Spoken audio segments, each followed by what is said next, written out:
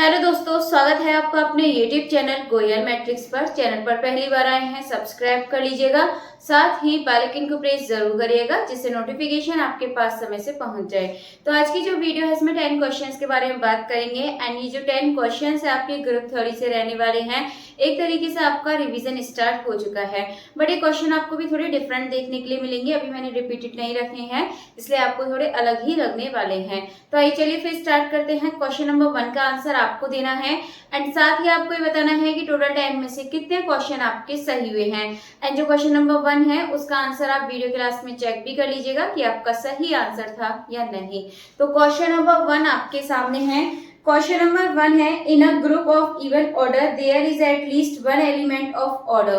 Question आपके सामने है, ऑप्शंस भी आपके सामने हैं। यदि आप क्वेश्चन को अच्छे से रीड करेंगे तो आपको सीधे डायरेक्टली आंसर पता चल जाएगा। यदि आपने नहीं पढ़ा है तब भी आप इसको लगा सकते हैं कि इसका सही आंसर क्या होगा। तो चलिए बताइएगा जरूर चारों में से इसका सही ऑप्शन कौन है।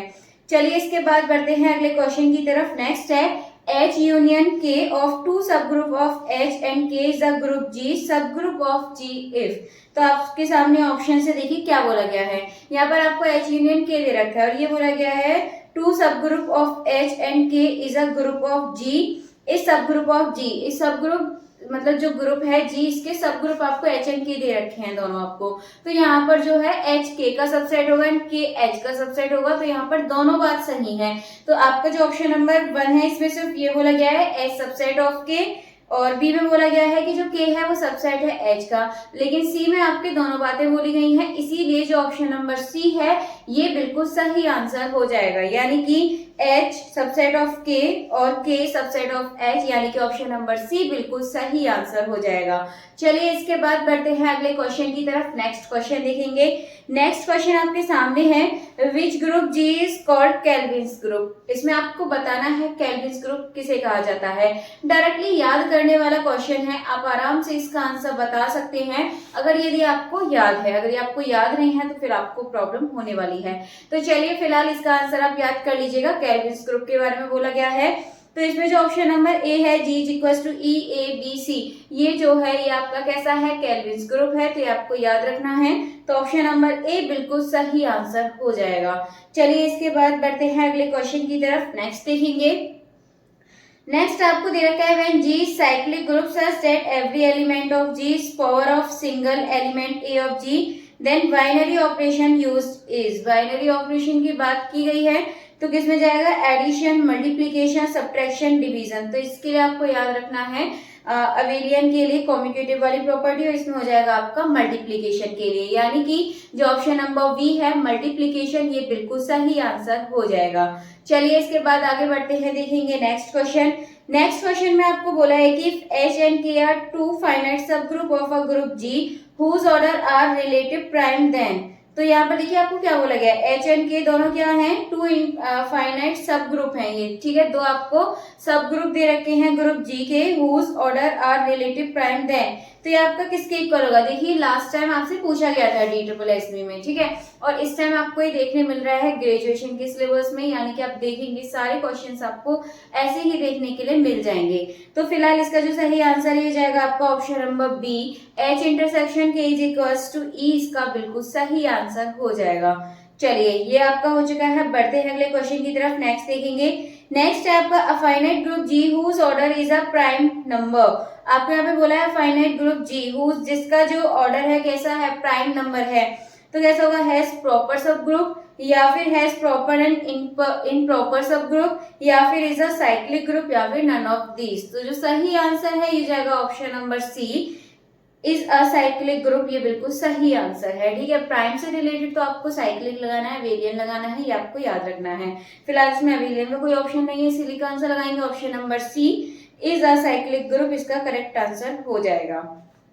चलिए इसके बाद आगे देखते हैं, number of proper subgroup over cyclic group of order 12 is. आपको इसके क्या बताने हैं, प्रॉपर सब ग्रुप बताने हैं। प्रॉपर सब ग्रुप में क्या होता है कि आपको 12 के ऐसे फैक्टर जिनकी टेबल में 12 आता है, ठीक है। तो हम देखेंगे 12 किस किस की टेबल में आता है।